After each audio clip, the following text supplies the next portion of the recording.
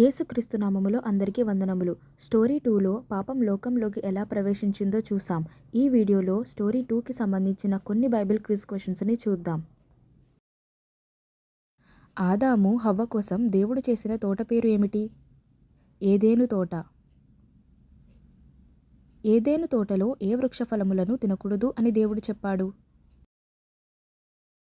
మంచి చెడుల తెలివితేటలనిచ్చు వృక్ష ఫలాలను తినకూడదని చెప్పాడు. ఏ సమయంలో ఆదాము హవ్వలు సిగ్గుపడలేదు? వారు పాపం చేయకముందు, లోకంలో పాపం లేకపోయినప్పుడు. తోటలో హవ్వను మోసగించినది ఎవరు? సర్పం. సర్పం హవ్వను ఎలా మోసం చేసింది? ఈ చెట్టు ఫలం తింటే దేవునిలా మంచి చెడులు తెలుసుకుంటావని చెప్పింది. హవ్వ ఎవరికి ఫలం ఇచ్చింది? తన భర్త ఆదాముకి ఇచ్చింది. ఫలం తినిన తరువాత వారిద్దరూ ఏమి గుర్తించారు? వారు దిగంబరులని గుర్తించారు. వారు దేహాన్ని కప్పుకోవడానికి ఏమి ఉపయోగించారు? అంజూరపు ఆకులు. దేవుడు సర్పాన్ని ఏమని శపించాడు? నీ కడుపుతో ప్రాకుతూ మన్ను తింటావు అని శపించాడు. హవ్వకు దేవుడు ఏ శిక్షను ఇచ్చాడు? ప్రసవ వేదన ఎక్కువగా పెరుగుతుందని భర్తకు లోబడి ఉండాల్సినదిగా శిక్షను ఇచ్చాడు.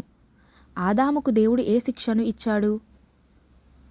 భూమి శపించబడింది, కష్టపడి జీవించాలి అని శిక్షను ఇచ్చాడు. స్త్రీకి ఆదాము ఏ పేరు పెట్టాడు? హవ్వ అని పేరు పెట్టాడు. ఎందుకంటే ప్రాణం ఉన్న మానవజాతి అంతటికీ ఆమె తల్లి. దేవుడు ఏ చెట్టు దగ్గరకు పోకుండా కాపలాగా దేవదూతలను పెట్టాడు? జీవవృక్షం. ఈ వీడియోని పూర్తిగా చూసినందుకు మీ అందరికీ హృదయపూర్వకంగా ధన్యవాదాలు. మరిన్ని బైబిల్ క్విజ్ క్వశ్చన్స్ కోసం, మరిన్ని బైబిల్ స్టోరీస్ కోసం మా యూట్యూబ్ ఛానల్ని సబ్స్క్రైబ్ చేసుకోండి.